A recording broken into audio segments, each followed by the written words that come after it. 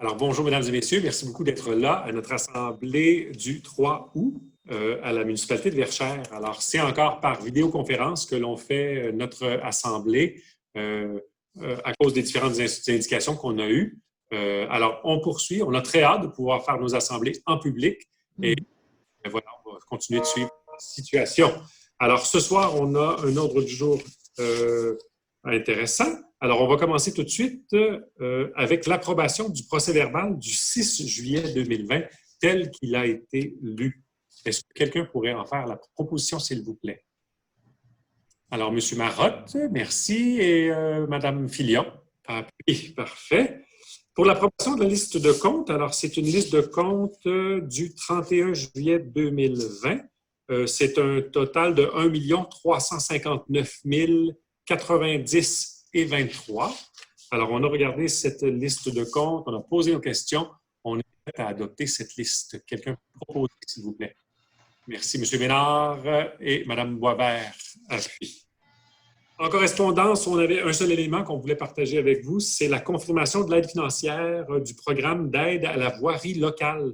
Alors, c'est une aide financière de 14 080 $ qui nous a été confirmée par notre députée provinciale, Mme Suzanne Dansereau. Alors, on est bien content de cette bonne nouvelle. L'élément suivant, c'est l'adoption du règlement 557-2020 sur les animaux. Alors, on sait qu'il y a une loi visant à favoriser la protection des personnes par la mise en place d'un encadrement concernant les chiens au Québec. Également, il y a une loi sur le bien-être et la sécurité de l'animal. Et il y a aussi l'ensemble des municipalités de notre MRC, donc Quelques-Vallées, Contrecœur, Sainte-Amable, Sainte-Julie, Varennes et Verchères. On désirait avoir en commun un seul règlement harmonisé pour l'ensemble de notre territoire. Alors, ce soir, c'est un règlement qu'on adopte à l'unanimité. Le règlement détaillé est joint en annexe et c'est ce règlement qui nous a été proposé en collaboration avec notre régie intermunicipale du service animalier, dont Gilles, tu as siégé sur ce comité-là, pour arriver à ce beau règlement. Alors, quelqu'un pourrait le proposer, s'il vous plaît? Merci. M. Lamoureux, vous proposez son adoption. Et quelqu'un appuie? Merci. M. Marotte. Parfait. Réaménagement du parc Louis-Saint-Pierre. Alors, le parc Louis-Saint-Pierre, son équipement a besoin d'être changé. On le savait. On l'avait prévu à notre budget, mais on avait prévu des travaux sur 2 années. Mais on a eu une très bonne nouvelle. On a reçu une subvention de 38 469,56 $, ce qui fait qu'on pourra faire le projet en une seule phase au lieu d'étaler le travail sur 2 ans. Alors, aujourd'hui, c'est une résolution pour accorder un contrat de 67 518,29 $, taxes incluses, à l'entreprise Tessier Récréo Parc pour les modules de jeu du parc Louis-Saint-Pierre et leur installation. Alors, c'est des travaux qui devraient avoir lieu d'ici l'automne, je pense, à l'automne. En tout cas, cette année. Alors, quelqu'un peut proposer cette résolution. Merci, Mme Duchesne et Mme Filion. Merci. Demande de dérogation mineure. Alors, on en a quelques-unes. Demande de dérogation mineure. La première, la DM 05-2020, c'est au 249 rue Duvernay. Et c'est une question de garage. Je passerai la parole à M. Martin Massicotte. Martin, vous avez de l'information? Oui, merci. Oui, la demande, c'est pour construire un garage attenant à la maison. Le garage aurait une largeur de 5,89 mètres, alors que le règlement limite à 5 mètres les garages dans ce secteur-là pour des raisons d'équilibre maison-garage et de l'étroitesse des terrains. Le CCU a regardé la situation et n'a pas une recommandation pas favorable, étant donné qu'on peut construire quand même un projet en respectant les normes. Parfait. Alors, considérant l'avis défavorable du comité consultatif en urbanisme, nous irons dans le sens de ne pas accorder de dérogation mineure pour le projet qui nous a été présenté. Si vous aviez des questions ou vous vouliez en savoir plus, l'ensemble des dossiers sont sur notre site Internet. N'est-ce pas, M. Mascotte? Oui, effectivement. Alors, on retrouve à cet endroit-là les plans et les différents éléments du dossier. Oui. Parfait. Alors, quelqu'un pourrait proposer cette résolution pour ne pas accorder la dérogation qui est demandée ici, s'il vous plaît. Merci, M. Marotte. Et M. Ménard, à vous appuyer. Demande de dérogation mineure DM 06-2020 au 262 montée Calixa-la-Vallée, alors dans le secteur industriel, n'est-ce pas? Oui, c'est dans le secteur industriel. À cet endroit-là, l'entreprise existante voudrait avoir une deuxième enseigne en façade sur son bâtiment.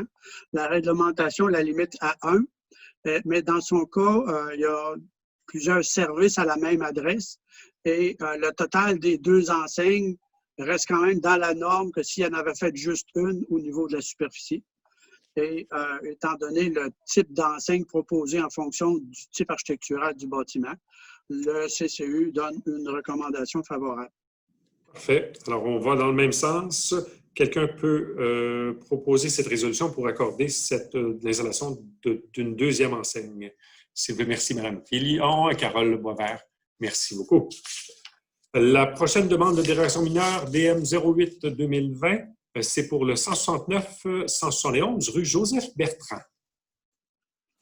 Oui, merci. À cet endroit-là, c'est l'installation d'un escalier extérieur pour accéder facilement et sécuritairement au logement du deuxième. L'escalier va donner sur la cour latérale du bâtiment, mais au lieu d'être à 2 mètres de la ligne de propriété, elle va se trouver à 0,61 mètres. Pour les besoins du service au logement et de la sécurité, le CCU a fait le tour de la situation et fait une recommandation favorable. Parfait. Quelqu'un peut proposer cette résolution, s'il vous plaît. Merci. Mme Duchesne et M. Lamoureux appuient. La dernière pour aujourd'hui, demande de dérogation mineure DM 09-2020 au 181 rang des Terres Noires. Monsieur... Au 181 rang des Terres Noires, c'est un projet d'agrandir une maison existante avec un garage attenant. La problématique, c'est que le rang des Terres Noires, à cet endroit-là, fait une légère courbe qui fait que la maison va se rapprocher de l'emprise de rue. Et les constructions ne peuvent pas être reculées parce qu'à cet endroit-là, exceptionnellement, la ligne d'Hydro-Québec passe dans la cour arrière de la maison. Et pour respecter les normes de distanciation entre les fils électriques, la construction ne peut pas reculer ou à peu près reculer sa construction. Et l'agrandissement est fait en considération d'architecture de la maison existante. Donc, pour le CCU, les petits empiètements de coins de bâtiment, c'est peu et ce ne sera pas visible à l'œil nu. Fait qu'il y a une recommandation favorable. Parfait. Alors, on va dans ce sens-là. Quelqu'un peut proposer, s'il vous plaît, M. Ménard et Mme Filion. Merci. Et là, je m'excuse, je pensais que c'était la dernière, mais il y a une surabondance de dérogation mineure ce soir. Alors, la dernière. Oui. Demande de dérogation mineure DM 10-2020 au 885 route Marie-Victorin. M. Vescott. Oui, merci. À cet endroit-là, c'est pour une demande pour construire un garage isolé à l'arrière de la maison. Un garage qui aurait, avec l'architecture demandée, qui aurait une hauteur de 6,09 mètres, alors que la norme est de 5 mètres. Le CCU a regardé les conditions de construction et l'argumentaire, en fin de compte, puisque c'est un projet qui est à construire et qu'il est possible de faire une construction d'un garage isolé en respectant la norme du 5 mètres. La recommandation n'est pas favorable à la dérogation. Alors, on ira dans ce sens-là, donc de ne pas accorder la dérogation mineure pour le projet de construction d'une hauteur de 6,09 mètres tel que présenté. Quelqu'un peut proposer, s'il vous plaît. Merci, M. Marotte et Mme Duchesne. Merci. Un gros merci aux membres du CCU. C'est un travail pas toujours facile, mais important. Alors, c'est Carole, c'est toi qui sièges avec le CCU. Alors, un gros merci encore à tout le monde. Je passerai le message aux collègues qui sont là. Le message. Ça nous aide, c'est important. Les résolutions suivantes. Une résolution pour inspecteur métropolitain local. Alors, c'est au niveau de la communauté métropolitaine de Montréal. On a un règlement de contrôle intérimaire 2019-78 concernant les plaines inondables et les territoires à risque d'inondation. Ce règlement a été adopté par la CMM au mois de juin 2019.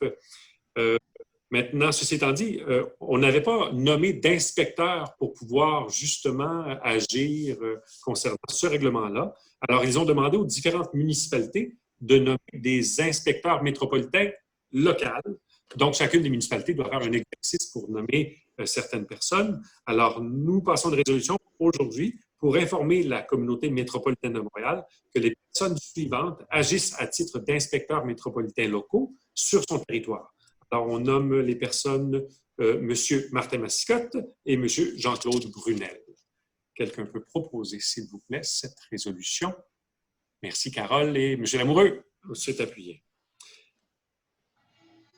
C'est un appel de projet en développement des collections des bibliothèques publiques pour l'automne 2020-2021. Alors, c'est des subventions qu'on va chercher et c'est une résolution pour nommer Mme Sylvie Bissonnette comme mandataire pour déposer la demande dans le cadre des appels de projet en développement des collections des bibliothèques publiques autonomes 2020-2021 au ministère de la Culture et des Communications et à signer la convention qui sera à venir.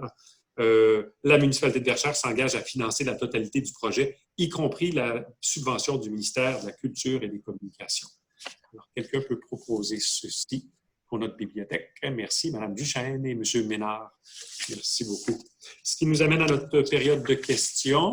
Nous n'avons pas reçu de questions spécifiques pour ce soir. Alors, tout est dit, il me semble.